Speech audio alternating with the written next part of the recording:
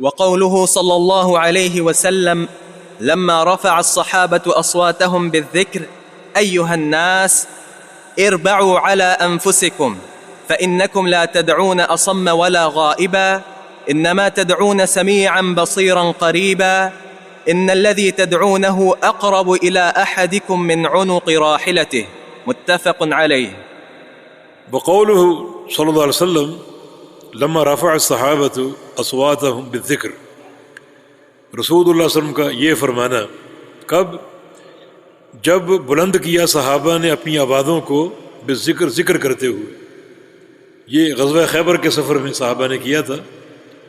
بعد شارحین نے ان جنگ خیبر کی طرف جاتے ہوئے کا ذکر کیا، لیکن حق یہ ہے کہ لوٹتے ہوئے، کیونکہ حدیث کے راوی ابو موسیٰ اشعری ہیں اور یہ یمنی صحابی خیبر میں فتح خیبر کے بعد آئے تھے اور آ کر اسلام قبول کیا تھا۔ تو جب جا رہے تھے اس وقت یہ پاس تھے ہی نہیں، آتے ہوئے ساتھ تھے، اس لیے زیادہ صحیح معنی کیا ہے کہ غزوہ خیبر سے لوٹتے ہوئے جب صحابہ بلند آواز سے اللہ کا ذکر کر رہے تھے، اور وہ ذکر کیا تھا؟ اللہ اکبر۔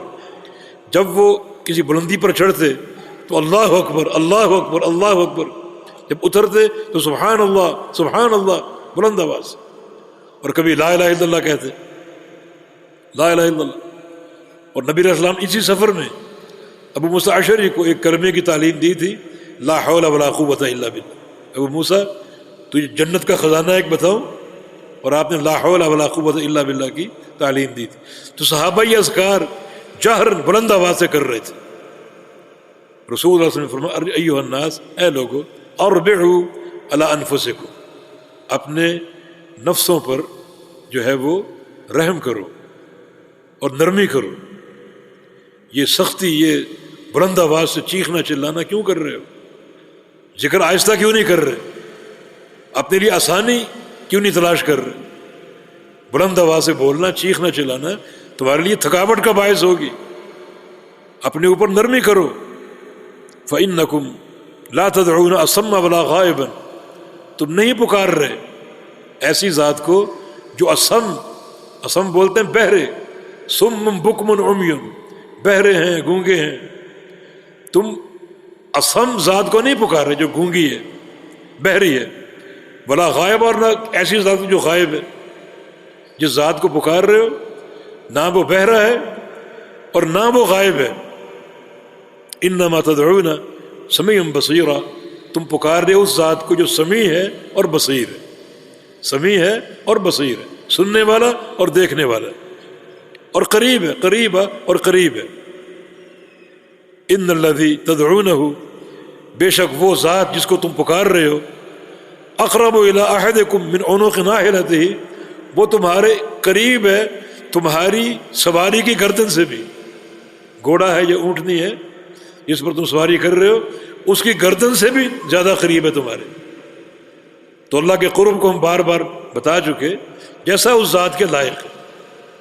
اور قرب کا معنی اختلاط نہیں ہے، اور بندوں کو مماسا یا چھونا نہیں ہے، یہ قرب انسانوں کا ہے۔ اللہ کا قرب کیسا ہے؟ جیسا اللہ کے شان شان، جیسا اللہ کے قریب ہے۔ یہ حدیث نبی علیہ السلام کی۔ اس میں ایک اور چیز قابل غور، اللہ تعالیٰ کی صفات کا اللہ کے نبی نے ذکر کیا مقابلتاً، کہ تم اس ذات کو نہیں پکار رہے جو اصم ہے۔ اصم کا معنی بہرا، تم کسی بہری ذات کو نہیں پکار رہے، اور نہ کسی غائب ذات کو۔ تو بہرا کے مقابلے میں کیا ہے؟ سننے والا، بہرے کے مقابلے میں سننے والا۔ تبھی حدیث میں آگے سمیع میں کہ تم پکارے ہو سمیع کو۔ یہ سمیع مقابلہ اصم کے، مقابلہ بہرے کے، کہ تم بہری ذات کو نہیں پکار رہے بلکہ سمیع ذات کو پکار رہے، سمیع اور بصیر۔ اور دوسرا غائب، غائب کو نہیں پکار رہے بلکہ قریباً، غائب کے مقابلے میں قریباً کی اصطلاح ہے، یہ استعمال ہوتی ہے غائب کے مقابلے میں قریب، غائب کے مقابلے میں حاضر کی اصطلاح ہے۔ یہاں حاضر کیوں نہیں؟ یہاں حاضر کیوں نہیں؟ یہ لغت کا ضعف نہیں ہے کہ غائب کے مقابلے میں حاضر کا لفظ آنا چاہیے، یہاں قریب کا لفظ ہے۔ اس لیے کہ اللہ تعالیٰ حاضر نہیں ہے. حاضر کی صفت اس کے شیان شان نہیں ہے. اس کی صفت مبارکہ قریب ہونا ہے جیسا اس کے لائق ہے. حاضر میں تواضع ہے، کمتری ہے، کثر نفسی ہے. اور اللہ کے لیے تواضع نہیں، اللہ کے لیے کبر، بڑائی. الکبریاء ردائی، تکبر میری چادر ہے. وہاں تواضع نام کی کوئی چیز نہیں. اس لیے بعض علماء کہتے ہیں نا کہ یا اللہ تیرے دربار میں ایسی چیز پیش کر رہا ہوں جو تیرے پاس نہیں ہے، اور وہ تواضع ہے. تواضع میرے پاس ہے، تیرے پاس نہیں. تیرے پاس کبر ہے، بڑائی اور عظمت ہے، تکبر ہے. تواضع میرے پاس ہے. تو حاضر لفظ میں تواضع ہے. اس لیے غائباً کے مقابلے میں حاضراً نہیں بلکہ قریباً. یہ حدیث اس بات کی دلیل ہے کہ اللہ تعالیٰ کے لیے حاضر کی صفت نہیں ہے. جو لوگ کہتے ہیں اللہ تعالیٰ حاضر و ناظر، میں اللہ تعالیٰ کو حاضر و ناظر جانتے ہوئے کہہ رہا ہوں، وہ غلط کہہ رہے ہیں. حاضر ہونا اللہ کی صفت نہیں. حاضر ہونے میں کیا ہے؟ بذات ہی حاضر ہونا مراد، بذات ہی، اپنی ذات کے ساتھ حاضر ہونا، قریب ہونے میں نہیں. آپ کا بیٹا امریکہ میں بیٹھا ہو، بیٹا فکر نہ کرنا، میں تیرے قریب ہوں، میں تیرے ساتھ ہوں. حالانکہ آپ بحرین میں بیٹھے ہو، لیکن آپ امریکہ میں بیٹھے ہوئے بیٹے کو کہیں کہ بیٹا میں حاضر ہوں. حاضر کب کہیں گے؟ جب آپ ذات ہی وہاں پہنچے. اللہ تعالیٰ بذات ہی اپنے عرش پر اور قریب ہے، معیت ہے جیسے اس کے لائق. جی. وقوله صلى الله عليه وسلم إنكم سترون ربكم كما ترون القمر ليلة البدر لا تضامون في رؤيته فإن استطعتم ألا تغلبوا على صلاة قبل طلوع الشمس وصلاة قبل غروبها فافعلوا. متفق عليه. إلى أمثال هذه الأحاديث التي يخبر فيها رسول الله صلى الله عليه وسلم عن ربه بما يخبر به. یہ ایک اور حدیث شیخ الاسلام نے پیش فرمائی ہے جس کا تعلق قیامت کے دن کے ساتھ ہے اور اللہ تعالیٰ کا دیدار اس کی رؤیت کے حوالے سے، کہ قیامت کے روز اللہ کا دیدار اہل جنت کو نصیب ہوگا. اور جس کا معنی یہ ہے کہ اللہ تعالیٰ کا چہرہ ثابت ہے جس کا دیدار ہوگا، اور وہ دیدار بھی اس طرح ہوگا کہ اللہ اوپر ہوگا اور جنتی نیچے ہوں گے اور اللہ کا دیدار کریں گے. اس مسئلے پر بات کچھ ہو چکی ہے. حدیث آپ سن لیجئے، انکم سترون ربکم کما ترون القمر لیلۃ البدر. بے شک تم ان قریب دیکھو گے، سترون ان قریب دیکھو گے، ربکم اپنے رب کو، کما ترون القمر لیلۃ البدر جس طرح کہ تم چاند کو دیکھتے ہو 14ویں کی رات کو. بدر 14ویں کے چاند کو، جیسے تم 14ویں کے چاند کو دیکھتے ہو ویسے ان قریب تم اپنے رب کو دیکھو. یہاں تشبیہ ہے کیا؟ یعنی اللہ تعالیٰ کو 14ویں کے چاند سے تشبیہ دی گئی؟ نہیں. یہاں تشبیہ رؤیت کی ہے، مرئی کی نہیں. یعنی جیسے تم چاند کو دیکھ رہے ہو، بیچ میں کوئی بادل حائل نہیں ہے اور کوئی تکلیف بھی نہیں ہے، جتنی مرضی بھیڑ بھاڑ ہو، چاند اوجھل بھی نہیں ہے.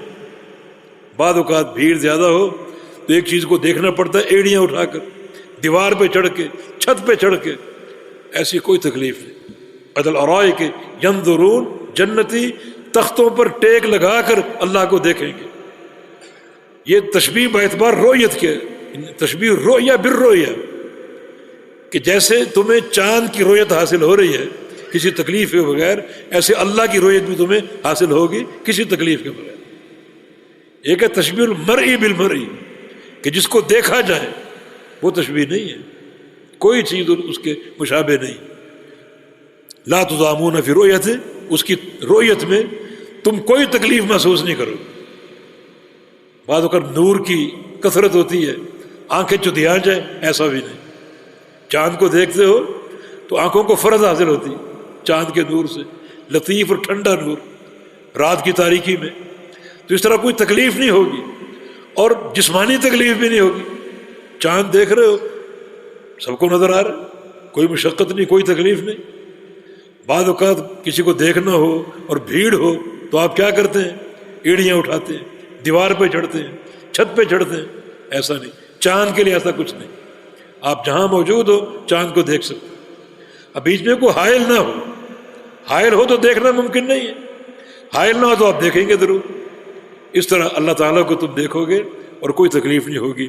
فَإِنِ اسْتَطَعْتُمْ أَلَّا تُغْلَبُوا عَلَىٰ صَلَاةٍ قبل طلوع الشمس وصلاة قبل غروبها فافعلوا. اگر تم میں یہ طاقت ہو کہ 2 نمازوں پر تم مغلوب نہ کیے جا سکو، یعنی 2 نمازوں پر دنیا کی کوئی چیز تم پر غالب نہ آ جائے، بلکہ ان نمازوں کو ادا کرو ان کے وقت کی حفاظت کے ساتھ. کوئی چیز ان نمازوں پر غالب نہ آنے پر، کوئی میٹنگ یا کوئی اجتماع یا کوئی لالچ یا کوئی خوف نہیں، جو ہی وقت ہو جائے ان نمازوں کو ادا کر لو. تو ایسا ضرور کر جاؤ. وہ نمازیں کون سی ہیں؟ ایک نماز قبل طلوع الشمس، سورج کے طلوع سے قبل. کون سی نماز ہے یہ؟ فجر کی. اور دوسری قبل غروبها، سورج کے غروب سے قبل. یہ کون سی ہے؟ عصر کی. ان 2 نمازوں کو، یعنی ہر نماز وقت پہ ادا کرنی چاہیے، لیکن ان 2 نمازوں کو خاص طور پہ اپنے وقت پہ ادا کر لو. ایسا ضرور کر جاؤ. یہ نبی نے کیوں فرمایا؟ اللہ تعالیٰ کی رؤیت کے ذکر کے بعد ان 2 نمازوں کی وقت کی حفاظت کی آپ نے تلقین کیوں فرمائی؟ جس سے یہ ثابت ہو رہا ہے کہ جو بندہ ان نمازوں کو خاص طور پہ وقت پر ادا کرے گا پوری توجہ کے ساتھ، اسے قیامت کے دن اللہ کا دیدار نصیب ہو. اس میں ایک حکمت یہ بھی ہے کہ جنتیوں کو جنت میں ہر روز 2 دفعہ اللہ کا دیدار حاصل ہوگا.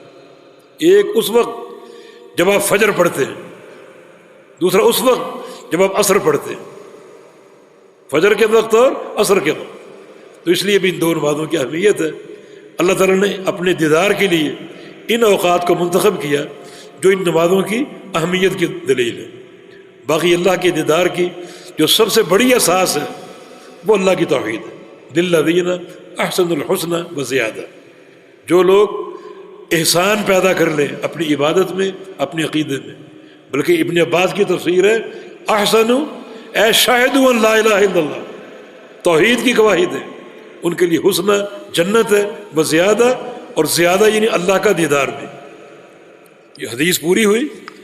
آگے فرماتے ہیں کہ الی امثال هذه الاحادیث، اس طرح کی اور بھی بہت سی حدیثیں ہیں التی یخبر فیہا رسول اللہ صلی اللہ علیہ وسلم، جن احادیث میں اللہ کے پیارے پیغمبر خبر دیتے ہیں ان رب ہی، اپنے رب کے بارے میں، بما یخبر، جو آپ نے خبر دی.